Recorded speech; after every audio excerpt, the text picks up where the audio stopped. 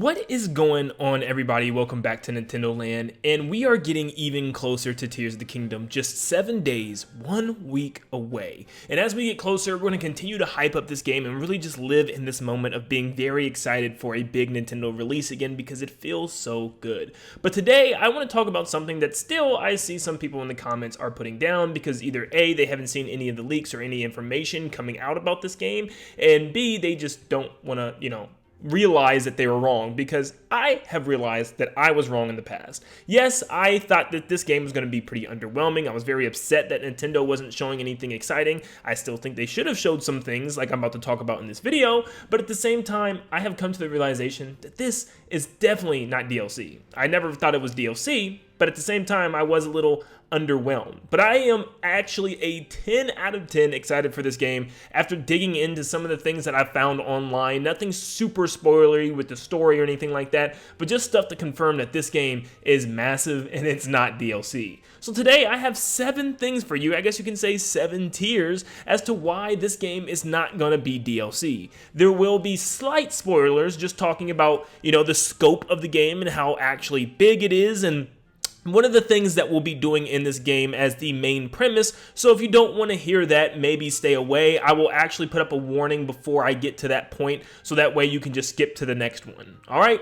Let's dive in. So this game is going to be very, very expansive. Number one, it is gigantic, and it's something that's going to be very different from Breath of the Wild. Breath of the Wild was about exploring the world horizontally, and this game is going to be about exploring the world vertically. Yes, you can go up into the clouds, and apparently, based on leaks, there are actually multiple different layers of clouds, which we actually seen in the trailers, where there's different tiers you can go up into the sky. And of course, yes, we've even seen clips of Down Below. Now, this will be a quick spoiler about Down Below, so if you don't want to hear it, go ahead and skip to the next one. But Down Below is a massive map. In fact, I've seen the map myself and can confirm it's about the same size of the overworld map, and it goes even deeper, and it has a couple more layers that it can even go down underneath. And yes, there's a whole separate icon for the underground as well called the depths. Yes, you can go up into the sky, down into the overworld, and even lower down underneath the ground,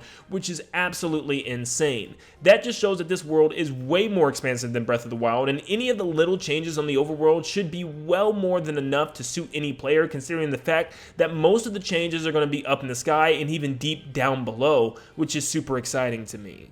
Number 2, this will be one of the last big spoilers. I try to get them out as early as possible, and this is going to maybe spoil the main thing that we're doing in this game. So if you don't want to see this, go ahead and skip to number 3. But I'm talking divine beasts are being replaced by full dungeons. Yes, it's being reported that there are actual full dungeons in this game, around 5 to 6, and I even seen the name of one that I am not going to talk about here. But yeah, they're pretty big dungeons apparently, and they're themed, and they're fleshed out with puzzles, and they feel awesome, just like the true nature of what Zelda games should feel like. This is going to bring a lot of traditional Zelda players back in excitement, because with Breath of the Wild, they were upset that there weren't like really traditional things to do like you could in Zelda.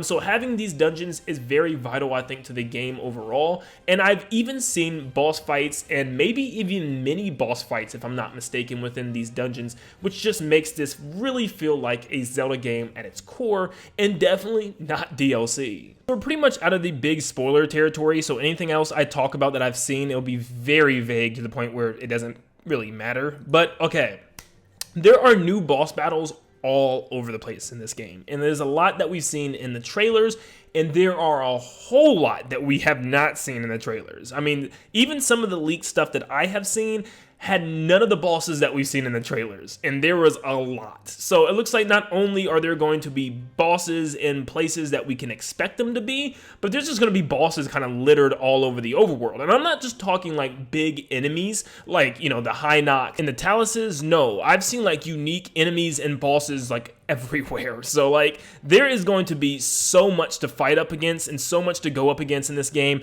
I mean, it almost gave me a little bit of like an Elden Ring vibe, where there's just bosses everywhere and you can take them on, and lots of the time you're going to get wrecked by some of these things and you have to come back when you're leveled up. And I love that about this huge open world and just having mysterious creatures you come up on and fight in a battle. I love just having a huge world full of enemies, and I think this game is definitely going to mark that box off for almost everybody. This game looks like it has massive amounts of new creatures to fight, and that is super exciting. Number 4, crafting completely reinvents this video game, because you're not just picking up weapons, swinging it at enemies and they break. You actually get to form and craft your own type of weapon depending on how you want. And we've just seen very little different weapons you can have so far off the starting island of the game. So there's so much more out there. There's probably special swords and weapons that you can fuse and make certain combinations that are a lot more powerful and unique, and you get to make weapons that best suit you. Your weapons in your save file are going to be completely different than other people's weapons in their save files, which makes this game very unique and definitely not just DLC. And yes, crafting weapons is really cool, but crafting vehicles is going to be a big part of this game as well, which makes it so different. You can craft boats and planes and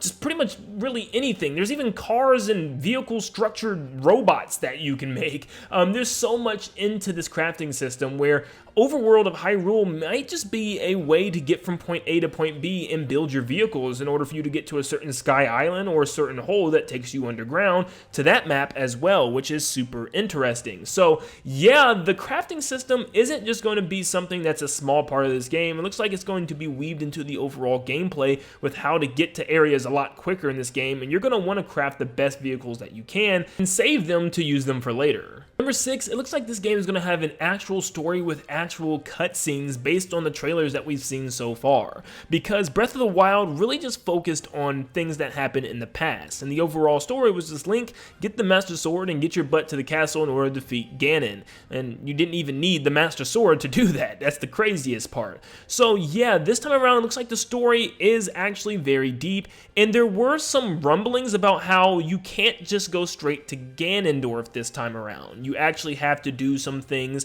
in this game in order to eventually get there, which does drive a bigger story point this time, which I definitely like. So this game doesn't look like it's just going to focus on Link's past and trying to get memories again. He has his memories. He has everything he needs now. So the story should be a story that progresses forward and one that we uncover as we play, which is super exciting, which means we're probably going to get some really good cutscenes about this game. And number 7, it's the Zelda team. Have they ever let us down? That's something that I should have, of course, went with in the very beginning and should have remembered before I was getting upset, because goodness gracious, the Zelda team is always working at full potential. And yes, this is an unprecedented game where we really haven't seen a whole lot of anything throughout the trailer, so it's hard to put things together, and it did seem weird after all this time. We're finally getting the game in a week and we still haven't seen much about what we're doing in the game, but rest assured, trust me, I've seen enough to definitely say that the Zelda team has not let us down, and I should have never thought they would have, because man,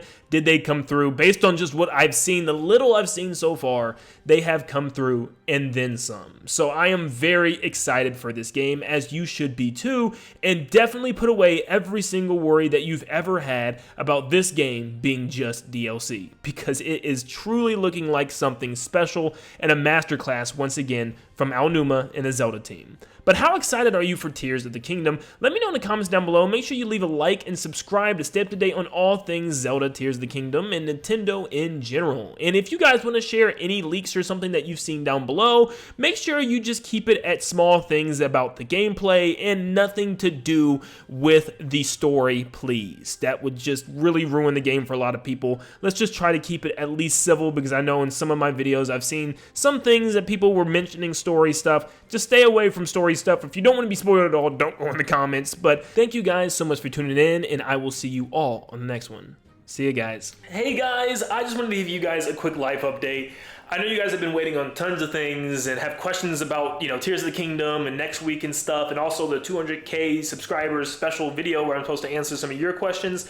It's coming. Life's been going crazy, because tomorrow is actually when I get married. Yes, I'm getting married tomorrow. I'll share with you guys some things, because I threw in some cool Easter eggs and stuff with Nintendo themed things at the wedding. I want to show you guys, or at least some music little Easter eggs that I threw in. I can't wait to show you. It's going to be awesome. I'm super excited. So after that, I actually go on my honeymoon. We're going to Hawaii for a week, so I will not be able to make any videos, unfortunately, but I will have things pre-loaded, some Mario videos, a couple more Zelda videos as you get ready for Tears of the Kingdom, and then I get back the following Monday, which means I'm gonna miss Tears of the Kingdom by like 2-3 days. But when I get back, I'll be playing the game and stuff, and we'll be able to talk about it after I play it for about a week. So there might be a little bit of delay in videos, but that's fine because I'm sure you guys are going to be playing the game as well and probably won't even care about videos at that point, which is super exciting. So I just want to give you guys a little bit of an update. Getting married tomorrow, so like life is very hectic, but we are still going to get some videos out. Just wait on it. But thank you guys so much for being awesome. And of course, I will see you on the next one. See you guys.